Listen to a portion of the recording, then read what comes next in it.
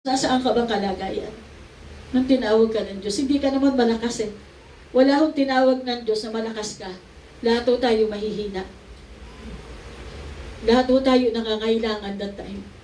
Balikan po natin yung mga bagay na yun bago ho tayo tumanggap sa Diyos.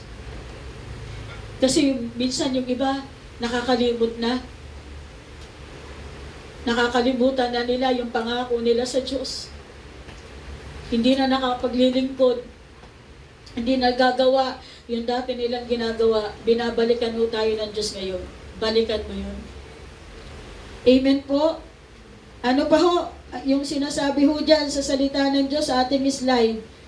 Emptying ourselves for benefits of others. Totoo po yun.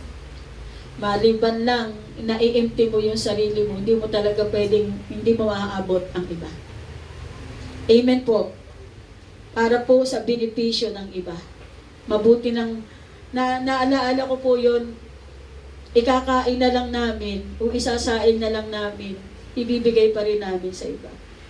Naalala ko po nung si Pastor Ronnie, nagtatrabaho pa po siya sa Pag-ibig. Nagtatanong siya, ba't wala na tayong budget, hindi ako makakibuo? Kasi pag ho kayo nagpa-follow up, binibigay ko ho talaga sa mga nangangailangan. So kami naman po, minsan ang talagang nagtatanong, ubos na, hindi ho ako kumikibo. Hindi ko sinasabi ho sa kanya na, pasensya ka na, naibigay ko si ganito, kay ganyan, kasi wala nang maisaing eh.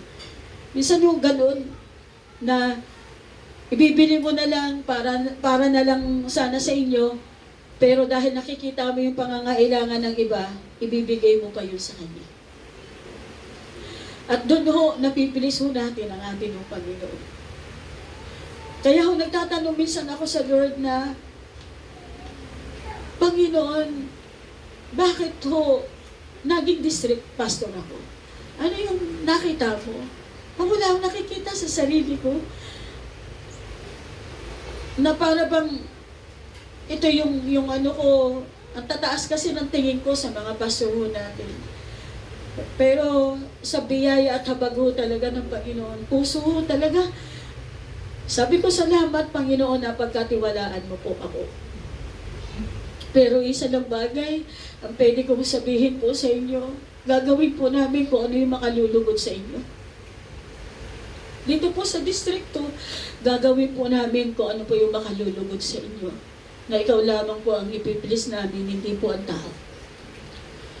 Para ho masiguro ho namin ng aming congregation makasama sa rapture of the church. Hindi po ba? Di bali ang buhay natin, ganito, basta makasama lang ho tayo sa rapture of the church.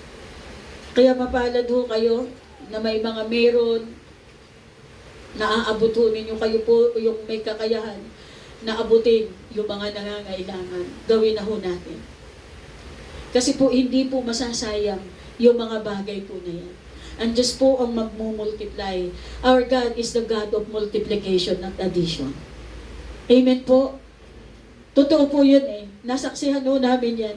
Napatunayan namin yan sa buhay po namin pamilya. Kung paano ho kumikilos ang Diyos sa buhay po namin.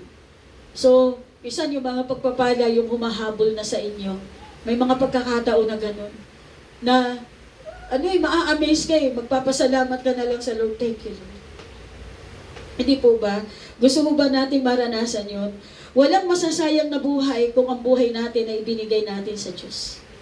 Wala po talaga. Wala ho tayong magiging regret kagaya ho ng mag-asawa na hindi po niya alam, yung palang asawa niya, kukunin na ng Diyos. May mga regret pa, sana binigay ko na pala yung time ko sa kanya, sana kung alam ko lang nakukunin na siya ng Lord. Nawa po sa buhay po natin ng paglilingkod, wala pong any regret na sana naibigay ko. Ngayon pa lang, ibigay na ho natin sa Diyos. Amen po. Ano pa ho? Masyado na po ba akong mahaba? Ayan, no more for self-glory. Totoo po yan. Ang kaluwalhatian lang at ang glory ay sa Panginoon. Sa Kanya lang po talaga. Giving all our best. Ibigay ho natin ang pinakang mainam sa Diyos. Kaya ho sabi ni Apostol Pablo, napatay na akong kasama si Kristo sa krus, hindi na ako ang nabubuhay sa aking sarili, si Kristo na. Ipinamumuhay ko ang buhay kong ito sa pamamagitan ng pananampalataya sa anak ng Diyos na nagmamahal sa akin at ang alay ng buhay niya para sa akin. Ialay natin ang lahat, itaya na natin ang lahat, ilatag ang lahat. Huwag na tayong magtira. Amen? Huwag na tayong magtira. Kagaya nga ng sinabi ko, sasakyan lang ang may reservation. Tayo po dapat huwag nang magtira. Bigay na ho natin, ilatag na ho natin ang lahat. Yung lakas mo, yung buhay mo, ibigay na natin sa atin ng Panginoon. I-deny natin ang sarili na ho natin para makasunod ho tayo sa Diyos. Pag hindi ho natin papasanin yung cross, i-deny natin ang sarili natin, hindi ho talaga tayo makakasunod sa Diyos. Mahirapan ho tayo. Amen. Kailangan i-deny na ho natin ang atin pong mga sarili.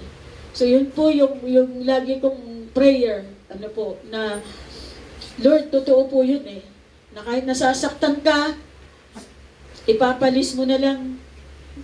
Kahit nahihirapan ka, ipapalis mo na lang. Tinitingnan mo na lang ang Panginoon, Lord, for you. Para sa iyong kaluwalhatian, magagawa ko po ito. Kagaya ng isang kwento, nung may-ari ng kabayo na nahulog sa malalim na balon.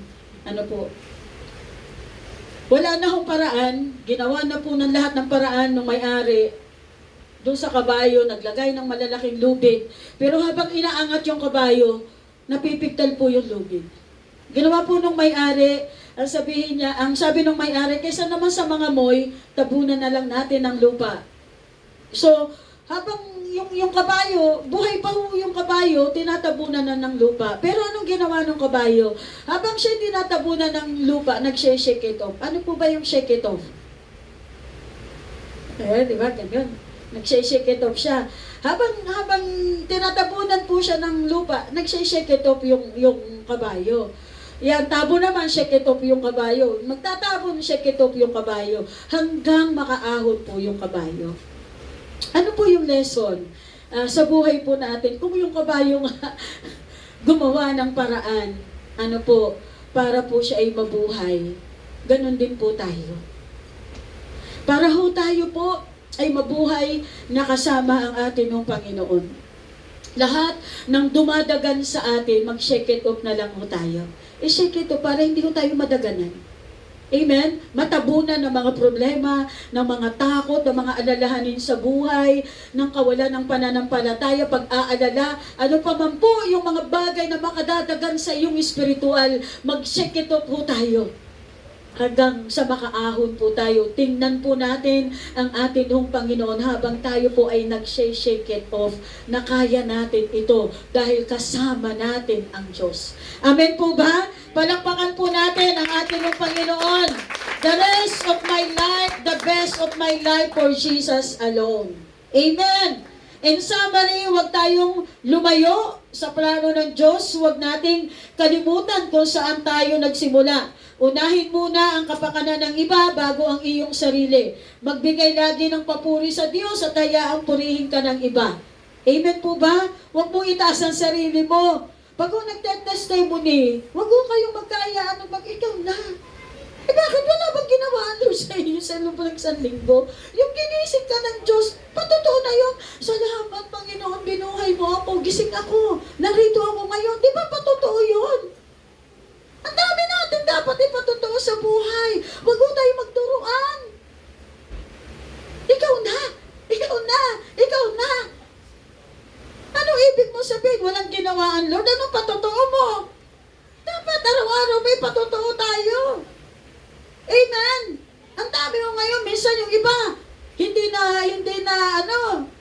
na nagigising. Pero ikaw, gising na gising, malakas. Napakalaking patotoo po nun, hindi po ba? Kaya mag-unahan tayo dito, samantalahin po natin, mabigyan natin ng kaluguran ng Diyos, na mga patotoo natin.